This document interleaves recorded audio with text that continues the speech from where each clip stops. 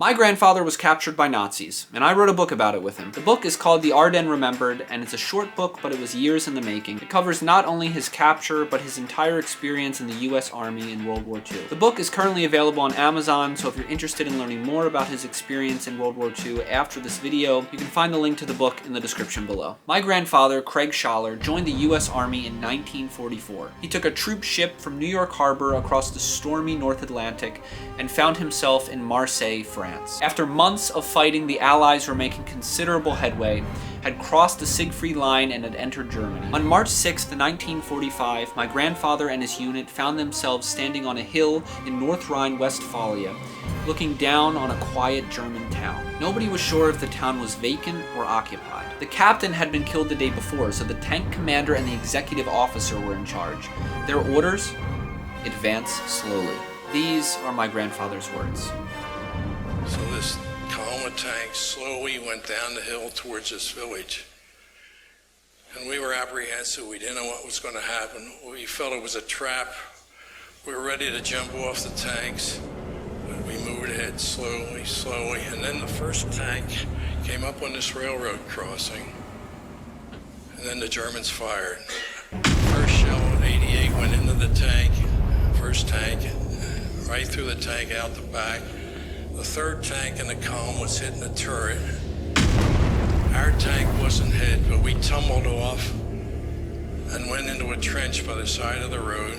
The fellows in the first tank and part of the ones on our tank ran forward and into a house on the edge of the village. The rest of the column turned around, scooted up the hill as fast as they could, and the Germans just bombarded us with 80X and mortars. We just hunkered down in a trench, rocks, dirt fell on top of us, and it just continued for a while. And then it stopped. Absolute silence.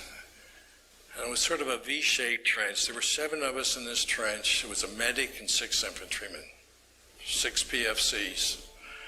And I was like in the middle of the trench. It was a V-shaped trench, and I was right in the center, and I sort of poked my head up and looked ahead.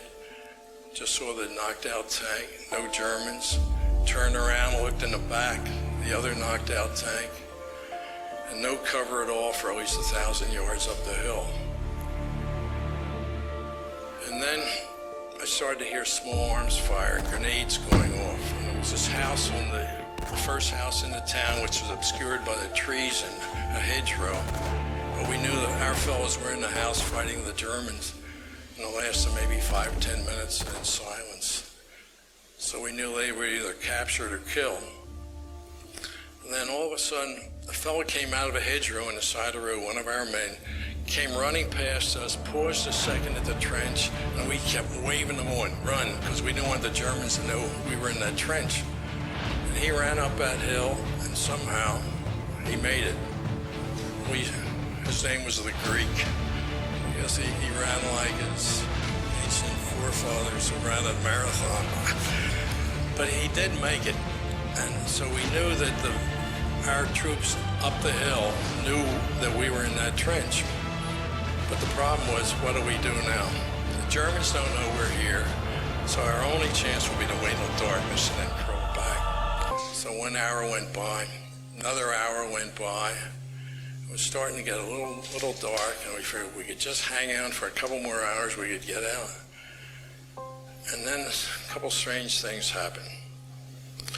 2 German medics came out of the town to the tank in front of us and found a wounded man inside, and they were taking him out and putting him on a stretcher when an odd thing happened. In our trench, we had a fellow by the name of Slattery. A big, tall, lanky guy with big feet and a small brain. And he had a sudden attack of diarrhea. And he squatted down, and as he stood up, his helmet popped up over the trench. And I was watching from the other side at the 2 Germans, and the German medic saw the motion in the trench. And he quickly ran back into the town. And in about 2 minutes, about a dozen Germans came down the road, yelling at us in the trench. So I said to my boy, I said, we're in trouble. What are we going to do? Nobody said a word. So the decision was mine. What do you do? Dozen Germans coming down with Schmeisers. We're in the trench. I had to make a decision. I figured if I shot a couple Germans, we'd all be killed. I didn't want to surrender because I remember the stories of Americans at Malmedy and the Bulge were all killed. I didn't want to lose. I didn't want to be a prisoner. But they kept coming closer and closer, and I had to do something. And then I thought, the Greek ran back. They know we're here. Maybe I can get help from the fellows behind us. So I took a couple shots at Germans and stalled. And then I ducked down, moved over a couple feet, put my head up again, and at the same time, shells came in from behind. It was a barrage of shells, and they landed about 70 yards to our left, a little ahead of us. At the same time, a German with a potato masher, a German grenades like a tin can with a stick, across the road, has his arm back, and I yelled, "Grenade!" We all ducked down in the trench, and the grenade came spinning end over end, and it landed about 6 feet from my head on the outside of the trench and stuck in the mud, and didn't go off. It died.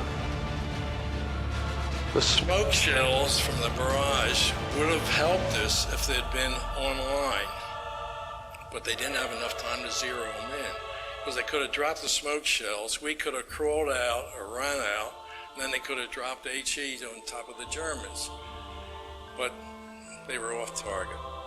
So as soon as that happened, we all stood up, I guess, and surrendered. And the German who threw the grenade, he came over, he looked at the grenade, threw it away in disgust.